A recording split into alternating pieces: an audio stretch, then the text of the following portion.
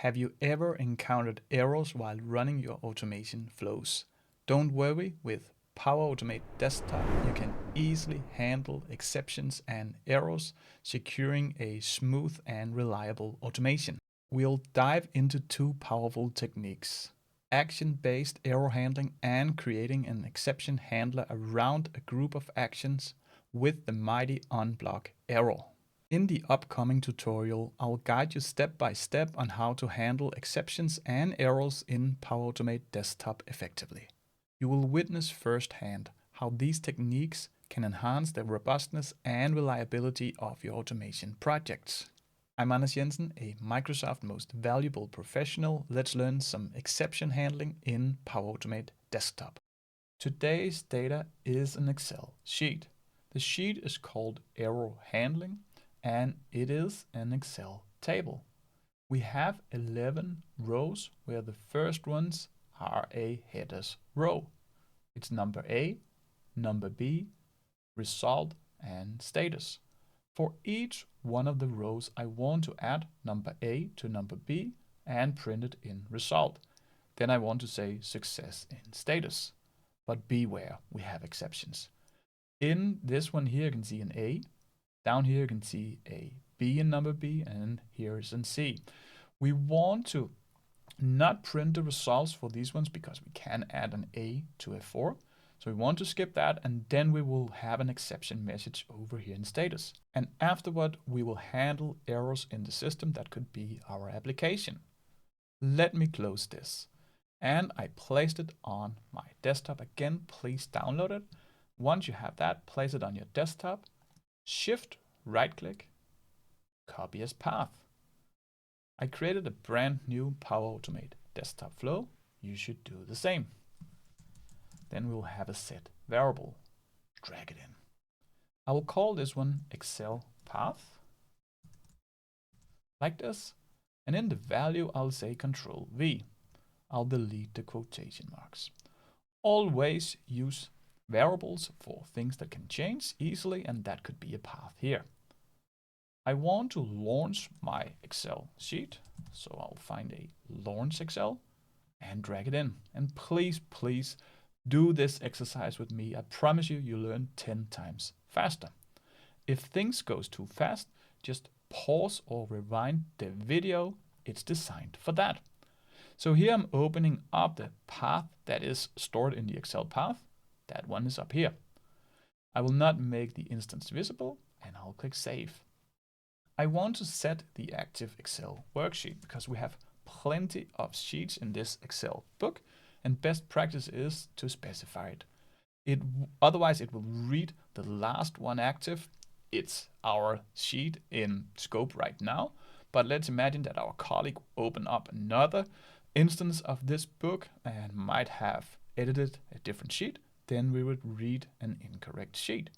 So always have this set active Excel worksheet. Then we will opening up the Excel worksheet with the name Error Handling, like this. Save. Then we want to read it. Read from Excel worksheet. And here I want to read in the Excel instance that we opened up here. I want to read all available values from the worksheet. Make sure you go into Advanced. First line of range contains column names. The variables produced is called Excel data. I could say Excel data numbers, for example, to describe it a little bit better. Then I click Save. Again, this set active Excel worksheet is very important because it reduces errors in your workflows. Then I just need to close the Excel. So I find a close Excel action and drag it in here. For now, I will not save it, and here you can see we close the Excel instance again. Click Save. Try to run it just to see that we can actually read the data into the Excel data numbers data table. Go over to the right to variables. In case you don't see it, it might look like this. Simply just click this X up here, and Excel data numbers, double click that. And here you can see that we have read our data into a data table that is called Excel data numbers. Here you can see that this is the index of the data table. A data table is 0 indexed, so the first row in the data table after the headers row is index 0, 1, 2, 3. We will use this index a little bit later. Now click close. We want to convert the number A and B of the Excel data table. So first I'll have a for each. That one will iterate the data table. Drag it in right after the read from Excel worksheet and before the close Excel. The value to iterate, that will be the Excel data numbers. Double click here. We will store it into a current item. That means that when we iterate, we call each one of these rows current item. I click save. Now we can do something with it. Let's try to convert the number A to a number. So I find a convert, then you'll find a text to number and drag it in. First we want to get into the current item. So I click this little X here and say current item. And this one is a data row that is each one of the rows in our data table, one by one. I have a hard bracket, then I'll have a single quotation mark, and then I write in the headers of the column that I want to look in. So for this will look in the current row and it will find a cell with the header number A. Then I want to say what variable name should this be stored in. So click here.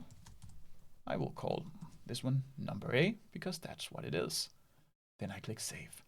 Try to imagine what will happen now. So then I can click run. It will work because we can convert a text to a number 2 times, but then we get an error. And see here it can convert text A into a valid number. If I go over here to Excel data numbers, that makes sense. It could convert this number, this guy here, but it got stuck here because this one can't get converted into a number. So here we have an error in our data. That is what we used to see from the business side. Say that you forgot something, they put invalid data in, like a social security number, not in the correct format. Anything that we cannot use by our workflow. We can handle this. So let me close this. The first thing we want to look at is to handle errors on the action level. That is, on each of these actions, we can handle potential errors. Try to double click it. Then go to on error. Here you can see, let me just expand it a bit. Here you can see that what we're doing now is throwing an error. That is what you see here in the errors list. That has the disadvantage right now that the flow is stopping. We are not processing the rest of the items. So we really wanted to process all the items and then just jump over the ones with invalid data and just log the status of it. First, you can click this continue flow run. And here you can see that exception handling mode. I can choose to go to next action, can repeat the action if I want to retry it, or go to a label. We'll get back to the label. I'll choose to go to next action. That will be the end here. And that means that we go up here and process another row in our data table. So here we're just skipping them. That's fine for now. So try to click save and run it once more. Here you can see that now our flow can run. We're only converting it. We are not doing anything yet, but this could be a system operation that we were doing. So what I wanted here was that I want to get notified whenever this exception occurred. And I still want my flow to run. So let's go create that. I'll go into the action again, go to on error, and let me do this. So here I want, in fact, to throw an error. And then I want to add to a transaction status variable what happened here. I can do that by clicking new rule, set variable. And see here a new variable is getting initialized called new var. Let's rename it to TransactionStatus.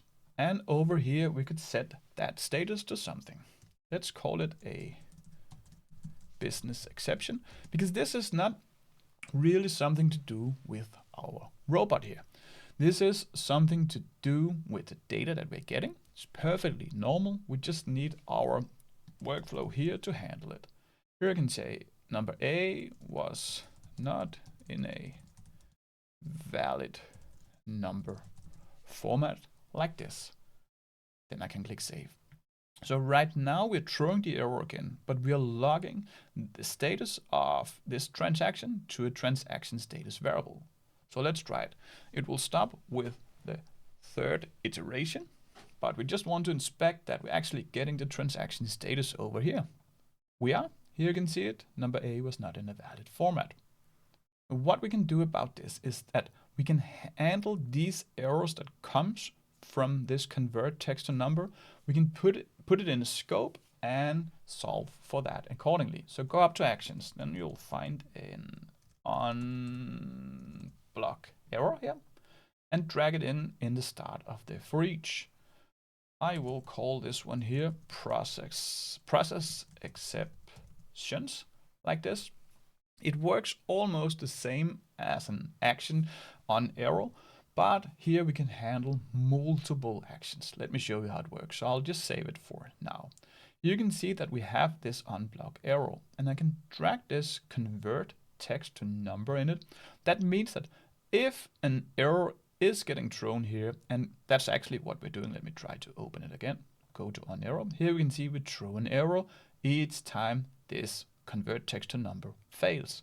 And this will get caught by this unblock error, and now we can specify what we want to do. What do I want to do? Here I want to jump to the end of this block and continue with the next transaction. And yes, we will create the log after that. So what I will do here is that I'll say continue flow run, go to the end of block. And this is the end of the unblock error here. So if I click save here, now I can run it. And yes, we are having errors getting thrown here in the convert text to numbers, but those ones are getting caught by the unblock error, and our flow will continue. So right now it completed successfully. Now let's log the transaction status back to the Excel data numbers data table up here. Let me open it. So I want to log the status back here to the status. I can click close here. Before the for each, we want a helping variable. This one we want to keep track of where we are in this Excel data numbers, because we're iterating it and we can't find it directly from the current item. So here I'll have a set variable. I'll drag it in front of the for each. Let me move that one over here. And this one here, I will call it RowIndex. And since our data table was 0 indexed, every data table is, we will give it the value 0. Then for each iteration of the Excel data numbers, we want to add one grid, because then our row index will indicate where we are in the for each. Let me do this again. I click this X because now I've created the row index. Click this X, row index. Then move inside the code block, that is the percentage signs, and say +1. Now we're adding 1 to the row index. Then we can add the status of the transaction. So let's just say that right now we're only logging the business exceptions into this transaction status. We will also have a success. So before this set variable, we will have another set variable. Where do I want to log to? Well, I know I want to log into the Excel data numbers here. And I also want to go here. I also want to say in what cell do I want to log the transaction status to? Well, that will be in hard brackets. That will be in the row index, because that is the current row that I'm in. Hard bracket end. I also want to say go to the status column, because then we have defined a cell. We have a row index and we have a column name. And I can say status like this. We could, of course, also have put in the status index, that will be index 3. The header is a little bit more stable. So what do I need to put in? I need to put in the transaction status. So I click this X here, scroll down, double click the transaction status, and click save. I also want to log a success, and I can put that up here to the transaction status, because if an error occurs here in the convert text to number, then we will go to the unblock error and handle it. And what will happen then? Then we'll go to the end. So right after the convert text to number, I can have a new set variable, can click this X, double click the transaction status, and simply just say success. Click save. Because we will never get here when an error occurs up here, because that way we will end in it, or we will go to the end and we will continue. So right now we are logging the successes, that is if we can convert this text to a number, but we're also logging the business exceptions, that is if it's not a number up here. Let's try to run it. So I'll click run. And in case you want more of these, please give this video a thumbs up. That will really help my channel a lot. Thank you. So we're iterating through each one of these. Now we can go up to Excel data numbers, double click it. There you go. Here we can see that we have a success. We have a business exception here and here. Of course, we haven't done number B yet, but that will be the same. So here we want a business exception. Number B was not in a valid number format. But our business exception handling works. Now I go up here, Control C to copy it, Control V to paste it. We have the exact same action here with the on arrow handling. You can see that one as this shield down here. So let me go into the second one here. We want to change this to B. This one to B as well. You're more than welcome to drag in a new convert text to number and do these things. I'm just lazy as an automation developer, so I always try to copy paste as much as possible. And we also need to change A to B here. That's it. So now we have the two convert text to numbers here, and we have them in the on block arrow. Now try to run it again and see that we can actually handle business exceptions in both the number A and number B column. Then I can move over to Excel data numbers. There you go. We have now also a business exception when the number B is B. So let me click close here. We also want to log the result, and that is just number A summarized with number B. So I can have another set variable once I've converted these two here. Where do I want to do that? Click this X. I want to find the Excel data numbers. I go up here, and again I do the same syntax, hard bracket, row index, hard bracket end, hard bracket start. And then I want to say, where is the result supposed to go? Well, that is supposed to go in the result. And what will the result be? That will be number A plus number B. So I'll say number A, go in here, plus, I'll find a number B like this. We only need percentage sign in the start and in the end. So delete these two here and click save. Now, let's try to actually make it work. So I will start it here. And that's it. And if I go over to Excel data numbers, you can see that whenever we actually can't add these two together, here we have the result and it works. Let me click close here. So we have now handled the exceptions that we can have in the data. Of course, we can make a lot of more checks, but this is how to do it. We can also have system exceptions. That is, if a system is down or it's behaving not accordingly to what we expect. So let's go create the system exceptions as well. I go up to actions, then I'll find a run application and drag it in here after the set variable, the first one, or just around the launch Excel. So we're opening up the applications the same place. In the application path, I will give the application path. This will be the Windows calculator. The Windows calculator is an excellent application to train with here in Power Automate Desktop because it behaves like all other applications and we all have it. So don't think that this is too simple for you. We will make it work with the calculator, and I promise you, you can make it work with any application that you want after that. Here we can see we have a variables produced app process ID. Now the best practice is, since we're not going to use this, I'll just untick it and click save. Now go to your Windows Start menu and in fact open up a calculator. Here, click it. So this is the application that we want to automate. First, we want to click a number, that will be number A.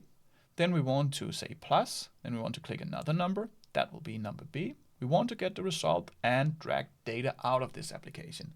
This mimics perfectly what we're doing in a normal process, that we read some data from a database or an Excel sheet here, we type them in an application, and then we get a search result or anything back here.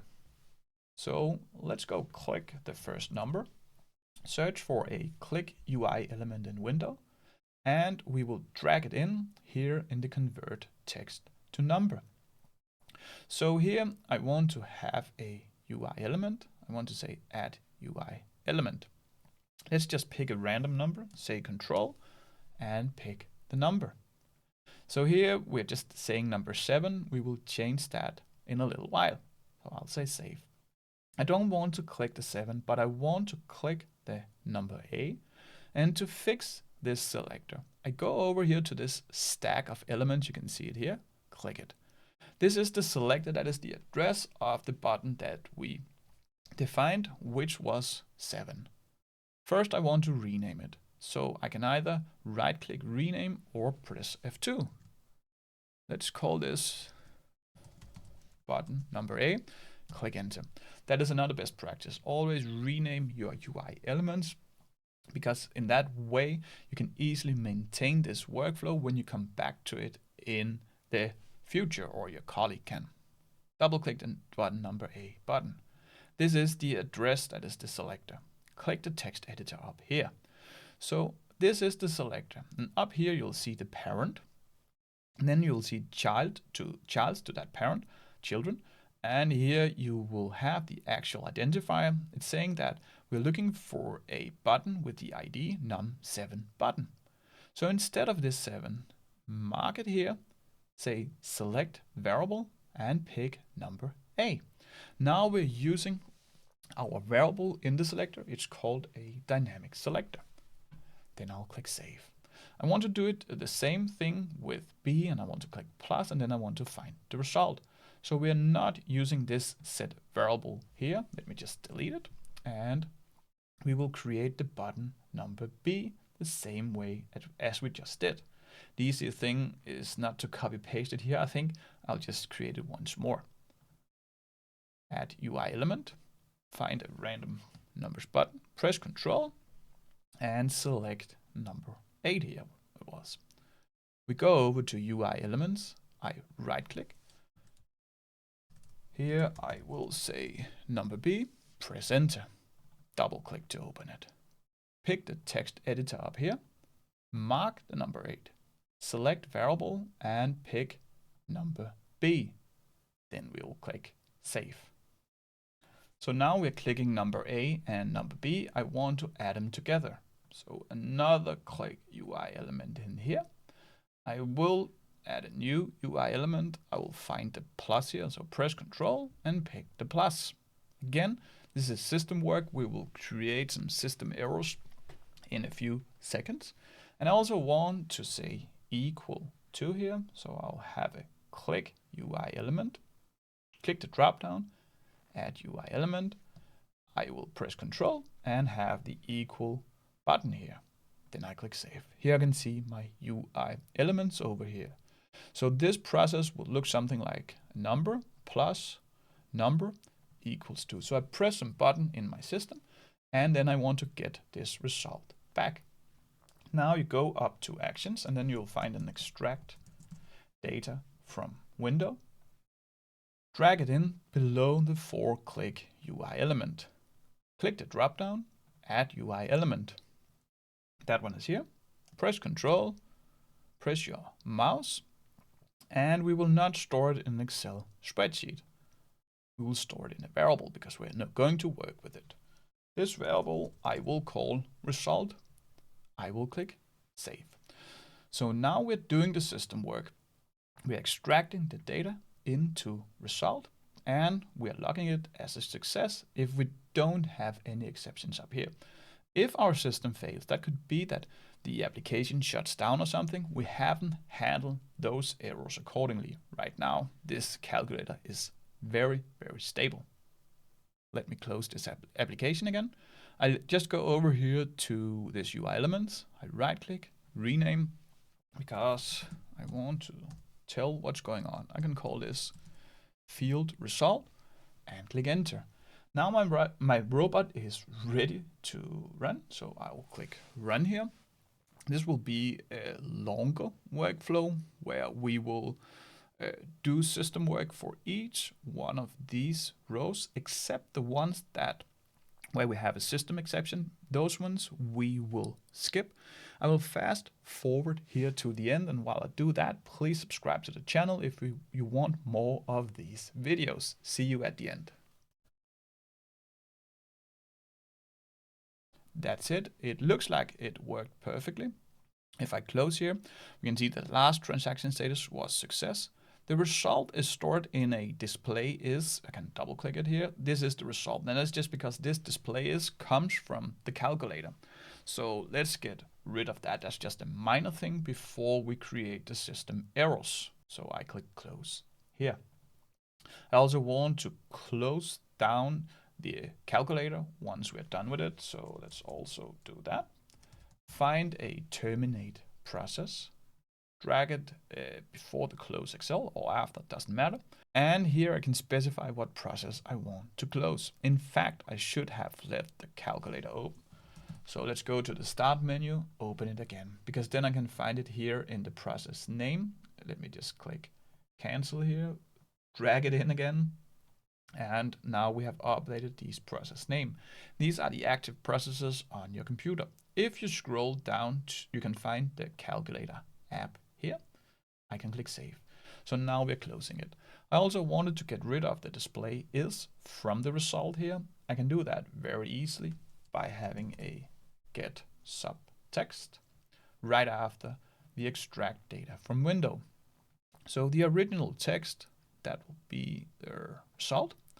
I want to start to get this one here at this position. That will be 0, 1, 2, 3, 4, 5, 6, 7, 8, 9, 10. The 11th position. That will look like this. And I want to have whatever comes after the 11th position, all of it. So I'll say end of text.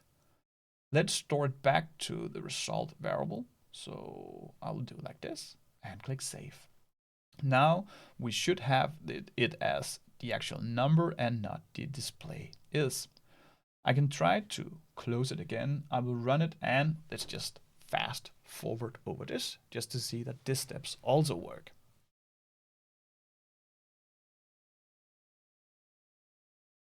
That's it. And if I go over here, you can see that the result is now in the correct format and my application got closed. Now let's look at the system exceptions. With the system exceptions, we want to combat things that can go wrong with our application. That could be that the application is getting shut down or change state. Here we will create a system exception that checks for if the application is actually open or it got shut down by a random incident. Feel free to build on this and expand to your needs. So what I will do here is that I'll go up here to my for each. We have this convert text to number where we check for the business exceptions. And in these 5 guys here, that is the application work. That is where we want to check for system exceptions. So we will drag in a nested on block arrow that will surround these ones here. Go up to actions. So here I'll find an on block arrow. I'll drag it in after the first convert text to number. And here I can say system work exceptions. Just choose throws an arrow for now. We will fix that. Do you want to network and learn from the best Power Automate desktop developers? Then you should join the I Love Automation Discord community. It's 100% free. We're more than 7,000 developers. Your guide and invitation is right up here in the right corner. And click save. Let's drag these 5 in here. So what you do is click here, press shift on your keyboard, click that. and drag it in here. So that is where we want to check for errors of the system kind. What could go wrong here? That is, if we're trying to click a button and it's not present, that could be either because the application has getting shut down or it's changed state. In either way, the easy thing to do would be to open up the application. That it will be the solution that we will try most of the times. Of course, that might not work, so we only want to try it X times, that could be 3, and then we want to continue.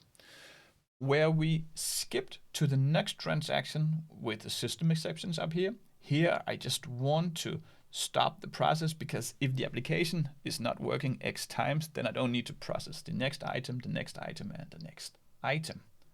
So we will create a subflow for that, and that is to reuse the component and to make a better overview of this process. Click subflow here, new subflow. Here I will call this one open app, and I'll click save. A subflow is just a subflow that you can run from your main. Then it will run this and jump back to where it came from in the main. Here I want to have a status of, because I want to know if this subflow has ran or not. So I'll have a set variable. Go up to this one here. Here I'll say open app run, and this could be true or false. Here it will be true. That is when we start this flow. This is just a tracking variable. We will use it a little bit later. Then I want to say, well, I only come in here if if these buttons can't be clicked, and that means that I should try to reopen the application X number of times. So let's go with a loop. Drag in a loop here. I want to start from 1. I want to end from 3 and increments by 1. This is only my preferences that I want to try 3 times. You're more than welcome to try 5, but it's probably not making sense to try 1,000 times, because when the system doesn't want to open, you might not solve it by trying 1,000 times other than putting pressure on your system. Here in the variables produced, we are saving each one of these loop runs into a loop index. That means that the first time we run, this loop index will be 1, 2, and 3. And when we finish, it will be 4 when we continue. So I click save here. What do I want to put in here? Well, if I come here, I definitely want to try to reopen the application. So I say run application, put it in here. The application path again will be calc_exit. We could have created a variable for that. Variables produced, I will not have the app process ID. I will click save. But now we open it again. We also want to see, is this really opened? Then I can go up to actions, and here I will find an if window. Drag in this if window right after the run application. So what do I want to do? I want to look at the window UI element. Click this drop down, and we actually created a window that got created automatically when we created the buttons here. So choose the window calculator. You can see that that is the actual calculator. You can double click that. So we're checking if this calculator is in fact open. If it is, then I can exit this subflow and go back to my main workflow. To do so, I will have an exit loop and drag it in here. So if this is not the case, then we will go down here, we will try again, we will try 3 times. Let's say that for some reason this application cannot be opened. Then we want to log that into a variable so we can use that information in our flow. I'll go over here to actions. Here I'll find an if and drag it in here. So what should my question be? That should be, if the loop index is equal 4, that means it tried 3 times. It came back here as index 4. It says, now this condition is no longer true. I continue. So if the loop index equals 4, then I know that this application cannot be open. I'll find a set variable and I'll have it in here. Let's log this message back to our transaction status. So I click this X, double click the transaction status, and here, let's call this a system exception. And let me repeat, a system exception is when something is going wrong with our applications, with our systems, anything that is not related to the data. And here I can say, couldn't open target application. Then I click save. So now I have this one here where I say, whenever this runs, I set the open app run to true, then I know that this flow has ran. And I also say, if we cannot open the calculator in 3 attempts, then I want to set the transaction status as system exception, couldn't open target application. And I also want, in fact, our main workflow to finish right here. So back to main. So in the on block arrow here, I want to double click. So here we're throwing an arrow. Instead, I want to say continue flow run by going to the end. In fact, I want to retry this whole one. We will build that in a little while. So whenever we have an arrow here, I want to run this subflow called open app. So I say new rule, run subflow. Find your subflow called open app here in this dropdown. Now you click save. So now we're saying, if we face an error here, I want to run this subflow and try again, and whatever happens, I want to move to the end. So now we want to handle, when we come right here in the workflow, we want to say, if the transaction status starts with a system exception, then we want to handle it accordingly. And let's just create 2 labels. This is just to send our workflow to different parts of our workflow when we want. It works like this. Go up to actions and find a label. Drag in the label in the start of the for each. Here I want to say process item. And this is just a label so I can send my workflow back to this start. That means that if I face an error here and I'm actually able to open up my application, I can send my workflow back here and retry. Similarly, I also want to have an end down here in the end. So before the close Excel, I want to have a label called end. I'll click save.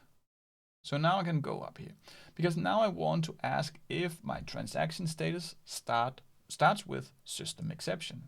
So find an if, drag it in right after the end.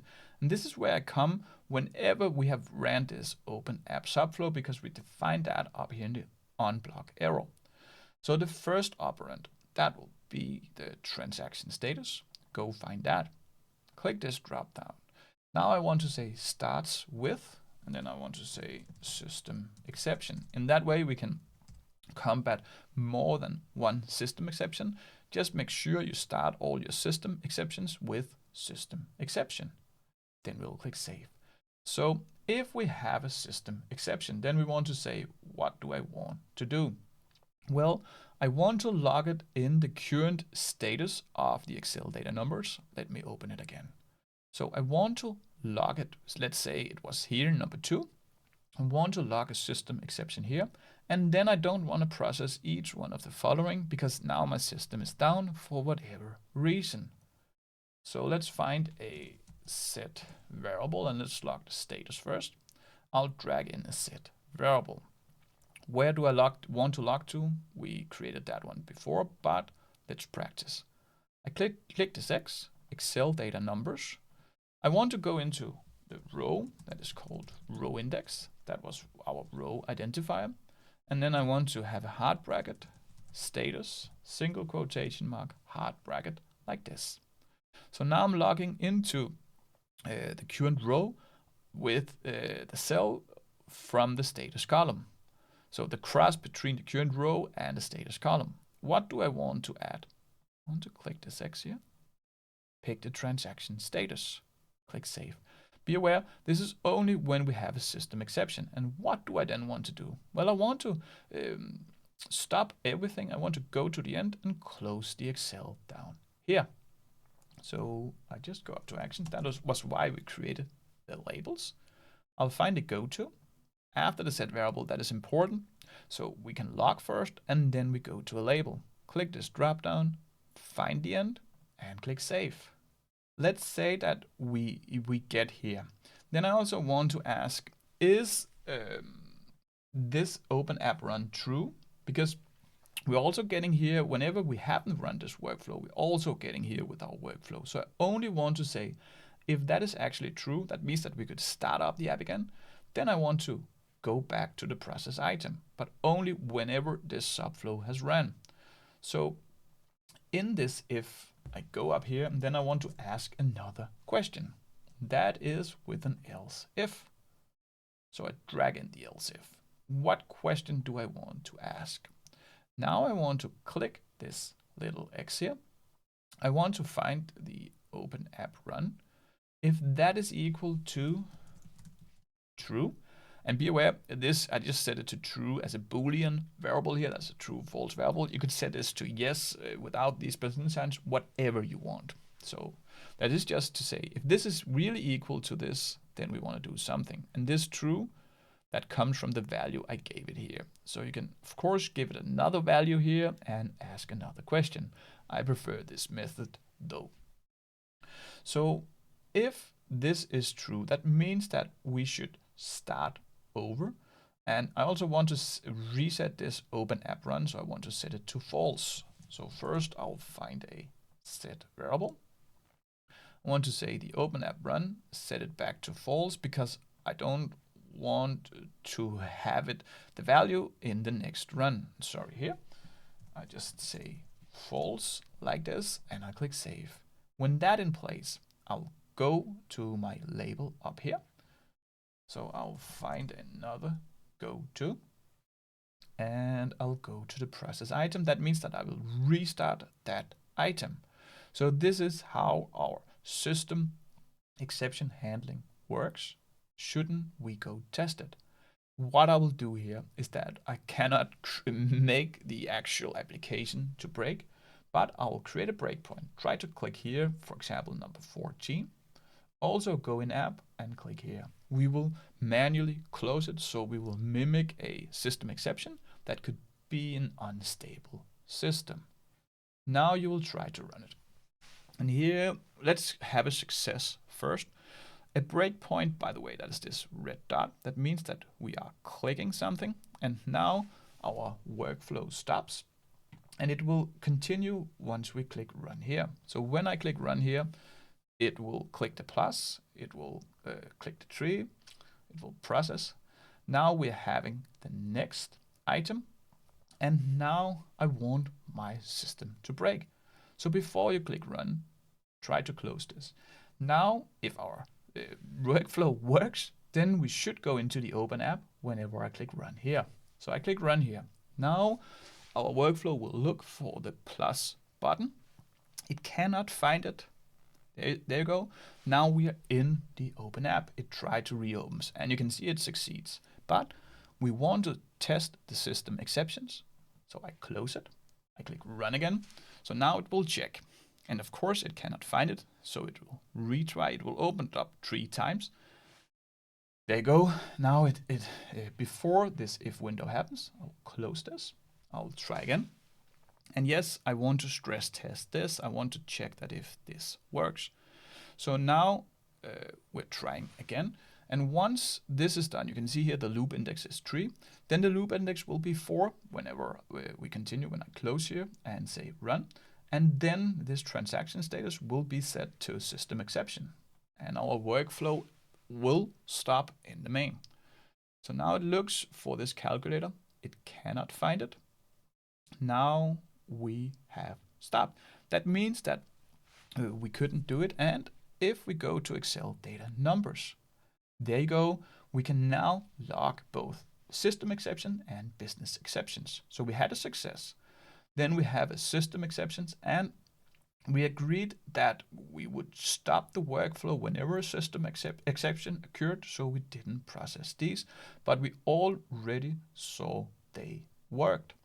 And you can click close here. One thing that we can do finally, that could be to just remove these breakpoints. Go back to main, go down to Excel, say Save Document, Save. Then I also want to write the Excel data numbers back to this close Excel. So I find a Write to Excel worksheet and drag it in here. So I want to write in the Excel instance. What value do I want to write? I want to write the Excel data numbers. Where do I want to write it? Well, I want to write it in A. That will be where we want to start. That is the A column. And since we have headers in the Excel and we're not writing them from this, we could do it, but since we already have them, I will write from row 2.